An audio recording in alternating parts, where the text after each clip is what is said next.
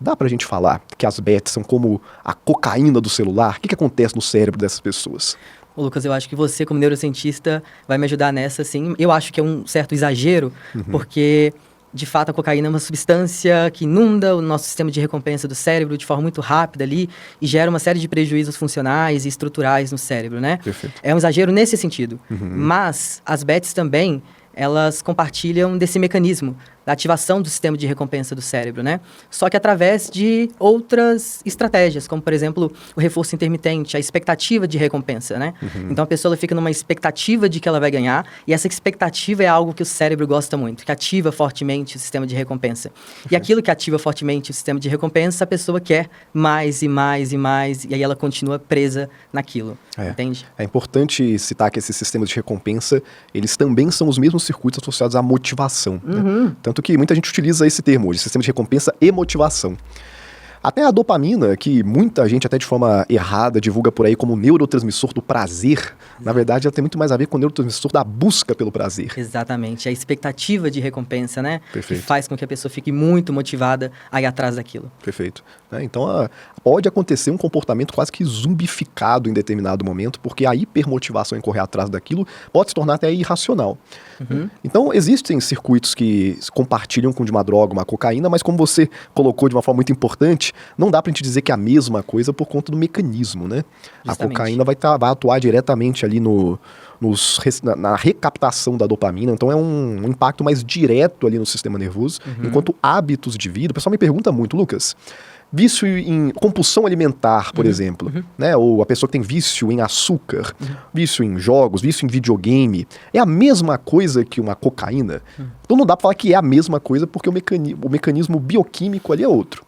A droga vai atuar diretamente ali na recaptação da dopamina, mas de uma forma indireta, esses hábitos também levam a essa liberação dopaminérgica e atuam nesses mesmos circuitos. Justamente, né?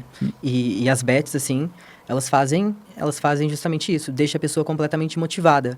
Mas a pessoa fica mais motivada também porque existe esse mecanismo que a gente chama de reforço intermitente, né? Perfeito. Que na análise do comportamento a gente vai utilizar esse termo. Porque se você só ganha, você pode até continuar jogando pelo ganho, né? Pelo dinheiro que você está ganhando, mas não há mais estímulo, não é mais estimulante para você, porque você só ganha. Perfeito. É como jogar um jogo com alguém em que você sempre ganha, de repente perde a graça. Se você só perde também, então você para de jogar, esse negócio não é para mim, eu não quero mais isso. Mas se hora você ganha, hora você perde, aí complica, porque aí você começa a ficar bem viciado, né? Nesse jogo, né? Você vai ficar ali preso, não tem como. Perfeito. Essa ideia dos esquemas de reforço, a gente vê muito em disciplinas de behaviorismo, né? Psicologia do comportamento, para quem é psicólogo, a famosa caixa de Skinner. Hoje em dia o pessoal usa muito aquele programinha, o Sniff, né? Para poder ficar ali condicionando o ratinho. E a gente Eu usei isso na faculdade. Exatamente. Então, para quem nunca viu aí, baixa o Sniff, vai lá depois testar esses esquemas de reforço e a gente percebe justamente isso. Antigamente se fazia com ratinho mesmo. De verdade. Ratinho de verdade. Hoje em dia existem questões éticas e tudo mais. Mas o que você percebe é exatamente isso. Se você começa a dar recompensa para aquele ratinho toda vez que ele quer, toda vez que ele vai lá, bate a alavanca, ele percebe que aquilo ali gera uma comidinha, beleza. Ele vai ficar motivado até certo ponto. Depois ele percebe que aquilo ali é tão fácil que já não há mais o mesmo nível de comportamento. Mas se é intermitente, às vezes ganha, às vezes não, a busca por aquela recompensa se torna ainda muito maior, né? Exatamente. E às vezes algumas pessoas me perguntam, tá, mas a pessoa só tá perdendo. Ela só tá perdendo agora, ela tá endividando, ela só está perdendo, ela não tá ganhando. Sim. Mas é porque ela já teve a sensação de ganhar. E geralmente o jogo vai trazer isso ali logo no início, sabe? Ela vai ganhar algumas vezes. Perfeito. Inclusive, algumas plataformas, no início, elas estavam sendo processadas porque as pessoas não conseguiam tirar o dinheiro. Ok. Então, a pessoa colocava o dinheiro ali, às vezes ganhava, mas não conseguia tirar. Ficava mais um pouco, perdia aquele valor. Entendi. Ela tem aquela sensação de que eu tô perdendo, mas já que eu tô perdendo tanto, então já deve estar chegando na hora de ganhar. Perfeito. Então ela acaba seguindo com aquele comportamento. E para piorar, ainda há o aspecto de que muitas vezes essa pessoa está se endividando, né? Então ela precisa pagar essa dívida. E como é que ela vai conseguir esse dinheiro? Jogando, né? Então ela segue jogando ali. Então existem uma série de aspectos que fazem com que a pessoa fique presa no jogo. E o transtorno do jogo, a gente já sabe que ele aumenta o risco, né, de desfecho fatal em até 15 vezes comparado com a população em geral. Então é realmente algo assim que está destruindo a vida de muitas pessoas. Perfeito. É muito expressivo esse número, né?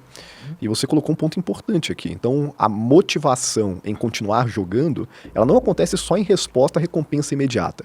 A pessoa perde e aquilo também pode ser um fator que desencadeia a vontade de continuar. Exatamente, exatamente. Aí, dá pra lembrar o Daniel Kahneman. Sim, sim.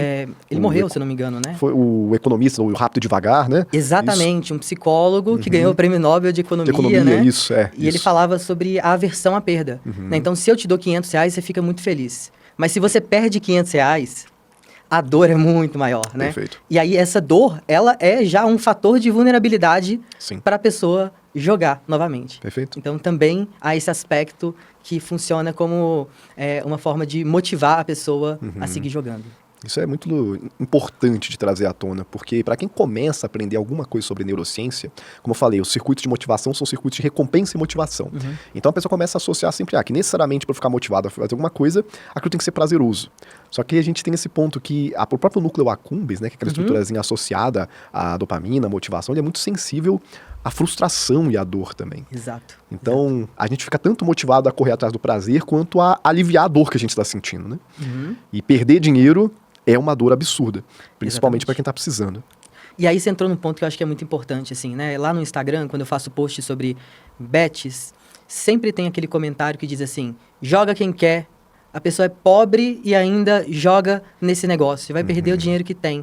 As pessoas não têm uma compreensão. É uma né? culpabilização da vítima ali, né? Exatamente. E assim, um aspecto muito importante que eu gosto de mencionar é que, imagina só que você trabalha 12 horas por dia, você pega condução, 2 horas para ir, 2 para voltar, para ganhar um salário de R$800. Sim. Aí você vê um influencer que pegou R$60, que você tem R$60, que pegou R$60 e transformou em R$500 em 5 minutos. De repente, né, você vai e decide, poxa, se eu ganhar aqui, é 3 semanas que eu vou estar trabalhando, que eu poderia estar trabalhando, eu acabei de ganhar em 3 minutos. Perfeito. E quando a pessoa ganha, nossa, ela fica super motivada. Ela acha que ela resolveu a vida. Então, essas bets, elas utilizam do desespero humano e transformam o desespero humano em esperança. Perfeito. Então, por isso que é absolutamente cruel o que elas fazem, entende? É muito cruel a gente colocar a causa de um vício, de uma adicção, numa falta de força de vontade, né? A gente vê muito isso, assim, é só uma decisão. Então eu vou jogar para você essa pergunta. Dá para a gente dizer de que um vício é falta de força de vontade da pessoa? Dá. Eu disse isso só pra olhar pra sua cara, pra ver você olhando pra mim. eu tô esperando você concluir pra ver aonde que isso vai chegar. Mentira, não dá não, de forma nenhuma, né? Claro que não. Inclusive, a doutora Nora Volkow, que é uma das maiores especialistas em vício no mundo, ela diz que o vício é uma doença do livre-arbítrio, né? Então, de maneira nenhuma é uma falta de força de vontade, de maneira nenhuma é porque a pessoa ela é vagabunda ou qualquer coisa nesse sentido. Perfeito. Não. Né? E o próprio vício, ele pode ir gerando alterações funcionais e estruturais no cérebro que vão fazer com que a pessoa tenha maior dificuldade de frear o comportamento. Aqui eu estou falando sobre aquele esquema dos receptores, do down regulation. Acho que você poderia até explicar para o pessoal de forma mais simplificada um pouco melhor isso. A gente tem mecanismos de neuroplasticidade, né? E a principal estrutura do cérebro associada à nossa tomada de decisão, ao pensamento consciente, à inibição do impulso, é o famoso córtex pré-frontal. Eu estou com o modelo aqui, ó. Vamos pegar para ficar mais fácil de visualizar, né?